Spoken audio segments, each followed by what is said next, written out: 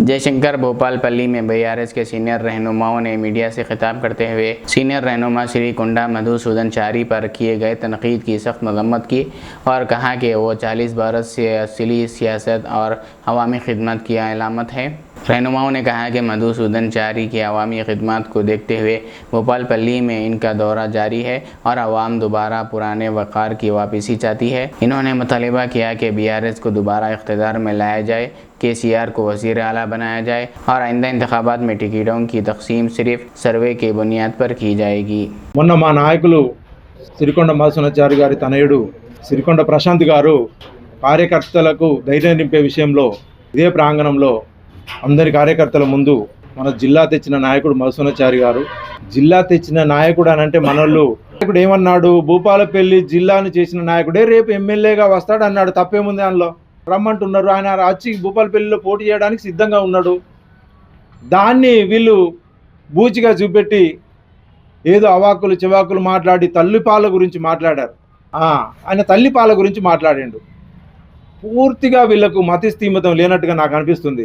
ఎందుకు అనంటే తల్లిపాలు తాగి రొమ్ము గుద్దిన ఆ వార్డ్ అయితే ఏదైతుందో అది వాళ్ళ నాయకునికే పనిచేస్తుంది. అది మాకు కాదు పనిచేసేది, మా నాయకునికి కాదు. మేము ఉద్యమకారులం, ఉద్యమాన్ని నమ్ముకొని వచ్చిన వాళ్ళం, జైలు పాలైన వాళ్ళం. ఏ రోజైతే పార్టీలకు వచ్చారో మీ నాయకులు, అదే రోజు నుంచి వెళ్ళి మా పెద్ద నాయకుని ఫోటో కనబడద్దు అనే ఇన్స్ట్రక్షన్ ఇచ్చిన రోజే మీరు ఓడిపోయింది. మొన్న కాదు మీరు ఓడిపోయింది, మొన్నటి ఎలక్షన్లు అప్పుడు కాదు మీరు ఓడిపోయింది.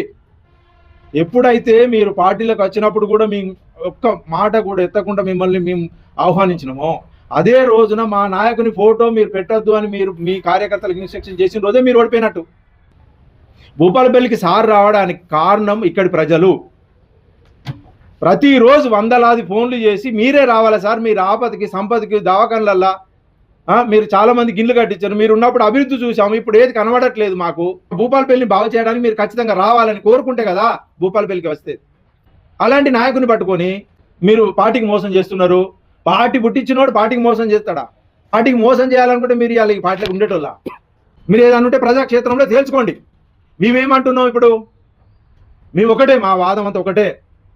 ఈ రోజు ప్రజా తీర్పు ప్రకారం అదే కేసీఆర్ గారు, కేటీఆర్ గారు ప్రజల మధ్య ఎవరు ఉంటారో, ప్రజల మనలు ఎవరి దగ్గర వైపు ఉంటాయో వాళ్ళకే మేము టికెట్ ఇస్తామని వాళ్ళు పదే పదే చెప్తా ఉన్నారు. దాని కారణం చేతనే మేము ప్రజలతో మన్నన పొందడానికి మేము ఇక్కడ తిరుగుతూ ఉన్నాం. రేపు సర్వే ప్రకారం మాకు తెలియకుండా మేము అడగము, ఛాలెంజ్ విసురుతూ ఉన్నాం. రేపు ఆ మధుసూదనాచారి గారికి సర్వేలలో మీరు ఓడిపోతారని తెలిసిన మరుక్షణం మేము ఇక్కడ అడుగు కూడా పెట్టము. అది మీరు కట్టుబడి ఉంటారా? మీ నాయకుడిని కట్టుబడి ఉంచుతారా? మాజీ ఎమ్మెల్యే గారు మీరు మాట్లాడండి. మా ముఖ్యమైన నాయకుని ఫోటోని అద్దన్నాక మా గౌరవం ఎక్కడిది? మీరు కాపాడుకోలేదు, మీకు అవకాశం ఇచ్చాం మేము. నేను అదే రోజు అన్న సార్తో, రమణారెడ్డి వస్తాడని తెలిసిన మరుక్షణమే మీటింగ్ పెట్టుకొని సార్ ఆయన రానియొద్దు, ఎందుకనంటే మనకు ఆడ సపోర్ట్ ఉన్నది, కేసీఆర్ గారు ముఖ్యమంత్రి అయ్యాన్ని మనకి సీట్లు ఉన్నాక ఈయన రావడం ఎందుకు మనకి అని నేనంటే నన్నే కోపడ్డాడు మా సారు. కేసీఆర్ గారు ఏదో ఆలోచనతో తీసుకుంటాడు తమ్ముడు, మనం మీరు ఇబ్బంది పెట్టకుండా, నన్ను మీరు ఇబ్బంది పడకుండా అని మాట్లాడిన నాయకుని మీరు ఆయన విషయాలు మీకు ఏం తెలుసు? ఇవన్నీ మీకు ఎవరు చెప్పాలి? మీరు మమ్మల్ని రెచ్చగొట్టారు, అందుకే మేము ఇవాళ ఇవన్నీ చెప్పుకోవడం జరుగుతుంది. అది మీరేం చేశారు? తెల్లారే ఫోటో వద్దు, ప్రతి నాయకునికి ఫోటో వద్దు, ఆయన ఫోటో ఉండొద్దు అని పెట్టి ప్రతి దాంట్లో ఆయనను అవమానపరిచిండు. అయినా అంత పెద్ద నాయకుడు కనుకనే ఎంత కుమిలిపోయినా బాధను అణుచుకొని పిల్లలు కూడా, వాళ్ళ పిల్లలు కూడా అరే మన స్థాయి ఎక్కడ, మనం ఎక్కడ ఉంటాను డాడీ అని ఎన్నిసార్లు అన్నా కానీ వాళ్ళకి సమాధానం చెప్పుకుంటూ వచ్చిండు. ఇవన్నీ వీళ్ళకి ఎరుక. ఇలా వైస్ చైర్మన్ కోసం అతని వాళ్ళ పేరు చెప్పిండు కదా, అదే వైస్ చైర్మన్ నాకు అద్దని, నాకు వస్తలేదు, ఇచ్చేటట్లేడు అని ఎమ్మెల్యే రమణారెడ్డి ఉంటే మా సార్ దగ్గరికి ఎందుకు వచ్చారు మీరు? ఆ రోజు అన్నాడు మీరు కట్టుబాటు ఉండాలి పార్టీకి, మనం పార్టీ ఎట్లా చెప్తే అట్లా, మీరు రమణారెడ్డి సార్ ఎట్లా చెప్తే అట్లా అని పంపించాడు. మరి మీరు ఎందుకు వెళ్ళారు మా నాయకుని దగ్గరికి?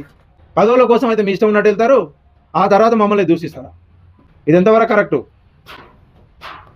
దీన్ని తీవ్రంగా మేము ఖండిస్తూ ఉన్నాం, ఛాలెంజ్ విసురుతూ ఉన్నాం. అదే వెంకటేశ్వర స్వామి టెంపుల్ దగ్గర మీరు ఏ కాంగ్రెస్ నాయకునితో మా నాయకునికి సంబంధం లేదు, టచ్లో లేము అని మీరు ప్రమాణం చేస్తారా?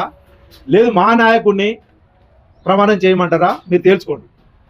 లేదు, ఆయన మహానాయకుడు, ఆయన ప్రజల కోసం వస్తున్నాడు, మీరు కాదు.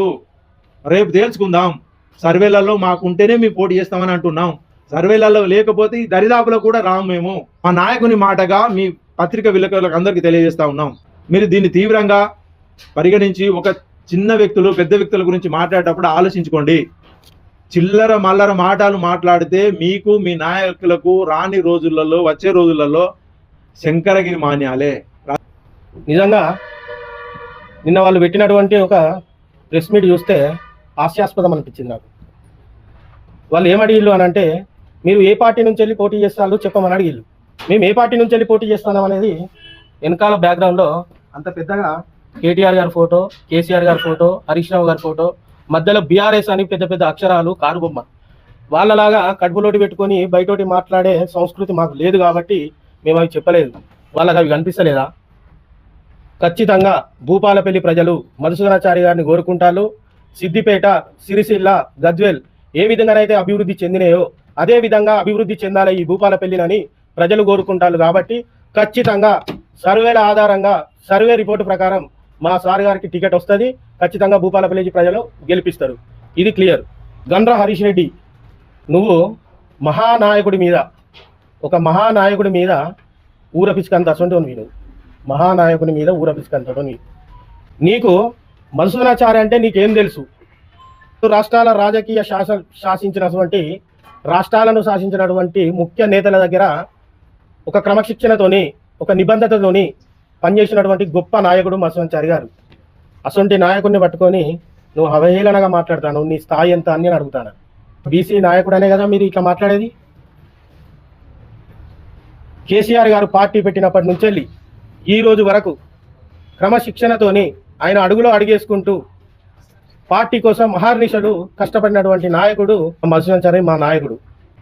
అంతేగాని ఏది పడుతుంది నోరున్నది కదా అని చెప్పి ఏది పడుతుంది మాట్లాడు కాదు. మీలాగా అక్రమాస్తులు కూడా పెట్టలేదు, మీలాగా అక్రమాస్తులు చేయలేదు. ఒక జిల్లా ఇస్తానంటే ముందే అవగాహించి కొంతమంది నాయకులు కొన్ని ఎకరాలు కబ్జా చేసుకుంటారు, గజం స్థలం కూడా తీసుకోలేదు. అసలు నాయకుడిని పట్టుకొని మీరు ఏ విధంగా మాట్లాడతారు? మీరు నిన్న హరీష్ రెడ్డి అంటాడు కదా, తల్లి పాలు తాగి రొమ్ము గుద్దినాడు అంటారు. ఎవరు తల్లి పాలు తాగి రొమ్ము గుద్దిళ్ళు? చీఫ్ విప్ ఇచ్చింది కాంగ్రెస్ నీకు. ఒకసారి ఎమ్మెల్యే చేసింది, ఒకసారి ఎమ్మెల్సీని చేసింది. ఏం తక్కువ చేసిందని నువ్వు తల్లి పాలు తాగి గుద్ది నువ్వు టీఆర్ఎస్లోకి వచ్చినావు? మీది ఆ సంస్కృతి, మీది ఆ చరిత్ర. అంతేగాని నమ్మిన పార్టీ కోసం, మా నాయకుడు నమ్మిన పార్టీ కోసం స్వరంతో మాట్లాడిండు. తెలంగాణ ఉద్యమంలో అనేక పాత్రలు పోషించిండు. ఎక్కడున్నావు నువ్వు? ఉద్యమ సమయంలో ఏం చేసినావు నువ్వు? ఆంధ్ర నాయకులతో కలిసి, ఉమ్మడి ఆంధ్ర నాయకులతో కలిసి అప్పుడు తొత్తులుగా ఉండి ఉద్యమకారుల మీద నువ్వు లాఠీ చార్జ్ చేసినావు, పోలీస్ స్టేషన్లో పెట్టినావు, జైలు పంపించినావు, కేసులు పెట్టిన చరిత్ర నీది. మీరా మాట్లాడేది? మీరు పల్లెలలో గుట్టలు కబ్జాలు చేసిండు, అదే పల్లెలలో పల్లె నిద్రలు చేసి బాగోగులు తెలుసుకున్న నాయకుడు మా మధుసూదనాచారి గారు. మీరా మాట్లాడేది? నాయకుడు నీకు వైస్ చైర్మన్ పదవి ఇస్తలేడని చెప్పి నేనున్నప్పుడు సందర్భాలలో కేఎంసీలో పరామర్శించడానికి పోతే నువ్వు అక్కడికి వచ్చినావు. నువ్వు వచ్చి మా సార్ కాళ్ళు మొక్కినావు 7-7:30 ప్రాంతాన సాయంత్రం పూట. అది మర్చిపోయినావా? సొయ్యి లేదా నీకు ఇప్పుడు? అంతేగాని ఇష్టం వచ్చినట్టుగా బీసీ నాయకుడు అని చెప్పి బీసీని ఎదుగుతాండు, ఈయనను అనగదొక్కాలి. మొన్నటికి మొన్న టీజీపీఎస్సీ లెక్చర్ మీటింగ్ జరిగితే దాంట్లో మా నాయకుని ఫోటో వేసి పేరు వేయరు, ఫోటో వేయరు. అదా మీ సంస్కృతి? నేను ఒకటే చెప్తాను, బీసీ బిడ్డగా, బీసీ నాయకుడికి జోలికి వస్తే ఖచ్చితంగా మేము ఊరుకోము. మేము ఎంతటికైనా తెగిస్తాం.